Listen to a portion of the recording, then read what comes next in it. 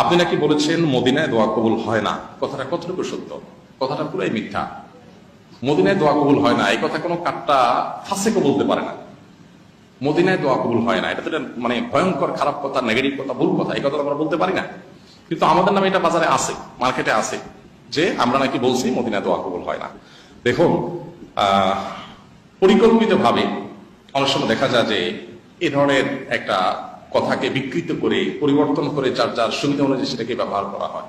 দোয়া কবুলের জায়গা আমরা বুঝি না, এই জন্য অজায়গায় বে জায়গায় বা যে জায়গায় দোয়া কবুল করার কথা নাই কোনো, সেখানে যে আমরা কি শুরু করি, দোয়া কবুল করি, দোয়া করা শুরু করি।